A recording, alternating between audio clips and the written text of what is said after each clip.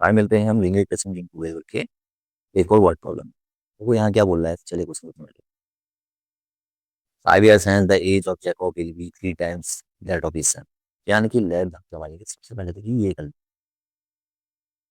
Late the age of Jacob be x, Jacob की x मान लेंगे। Let the age of son, उसके सन की बी वाई मान लेंगे, ठीक है। 5 years hence the age of Jacob will be their times that of his son। 5 साल पहले हेंस ना, यानी कि 5 years hence, यानी कि 5 साल पहले सबसे पहले तो दोनों को क्या आमने सामने रखते हैं। ये जैकब है बराबर ये इसका सन है। 5 साल इधर भी लगे, 5 साल इसमें भी लगेंगे। देखो एज वाले जब भी क्वेश्चन कर रहे हो तो हमेशा आमने सामने।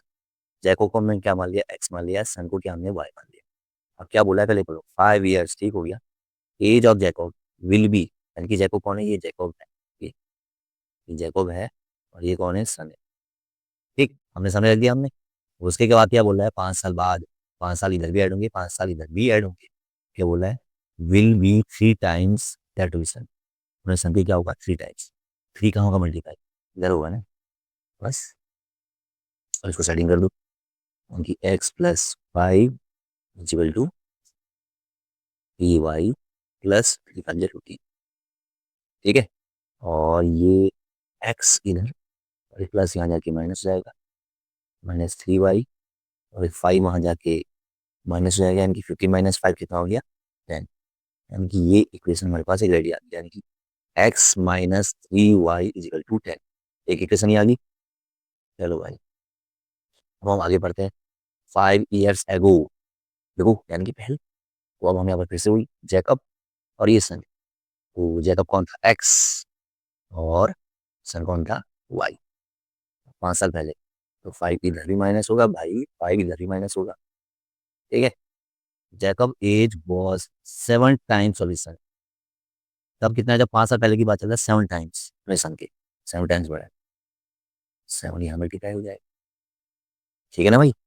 चलो अब ये कितना आ गया, x - 5, ये सेकंड इक्वेशन है और ये फर्स्ट इक्वेशन बनी थी। तो x - 5 इजिकल टू 7y - 7 5 हो जाए 35।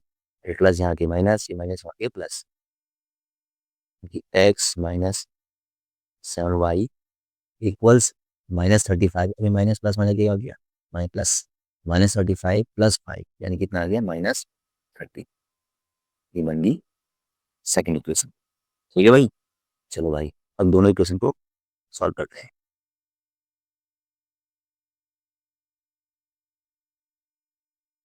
x - 3y इजिकल टू 10, और दूसरी इक्वेशन क्या है हमारे पास, x - 7y इजिकल टू -30, ठीक है ना भाई। तो फिर से एक दफे समझ लो, दोनों इक्वेशन को हमने क्या किया, पहले हमने तैयार कर दिया, रेडी कर दिया। तो पहले वाले केस में क्या आ गई, x - 3y इजिकल टू 10, और दूसरे में क्या आ गया, x - 7 इजिकल टू -30। अब दोनों को हम क्या कर देते हैं, एलिमिनेट कर देते हैं। एलिमिनेट क्या होता है, यानी कि इस वाले को हम क्या करना पड़ता है, सी, और ये पहले से सेम है। सबसे बड़ी बात क्या है, पहले से सेम, दोनों को कर दो माइनस। ये भी एक्स है, 1x, ये भी एक्स है, कैंसिल हो गया। अब देखो ये माइनस माइनस क्या हो गया, प्लस, -3 प्लस 7, 7 से 3 का कितना बचा, 4, बड़ा ये है, ये 4y हो गया, ठीक है। ये देखो माइनस, इसको भी करना है, माइनस माइनस क्या हो गया, प्लस, ये भी प्लस है। 10 प्लस 30 कितना हो गया, 40। तो y की वैल्यू कितनी आ गई, 10। y कौन था, सन, y कौन था, यानी कि सन की एज कितनी आ गई, 10। अब बात है x की, तो x की वैल्यू कितनी है, फिर से पीछे देख लो, इससे आप x की वैल्यू कितनी है, x - 3y इक्वल टू 10। अब एक काम कर लो, y की वैल्यू पुट कर लो, और इसमें डाल देते हैं इसको,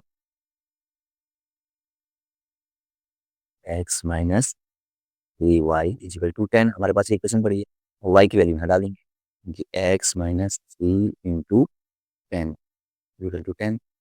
भाई कॉमन सी बात है, 3 10 30, -30 आ जाएगी, क्या हो जाएगा, प्लस, यानी कि x 40, ठीक है।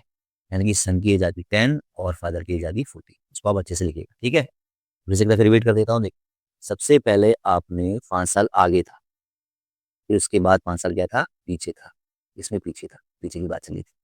इसलिए एगो यानी कि हम माइनस कर, दोनों इक्वेशन को हमने रेडी किया, कि दोनों को हमने क्या कर दिया? एलिमिनेट। कुछ भी कर सकते हैं, सब्स्टिट्यूट भी कर सकते हैं, एलिमिनेट। उसके बाद ये आ गई सन की एज और ये आ गई अर्थ की एज। ठीक है, मिलते हैं नेक्स्ट वीडियो।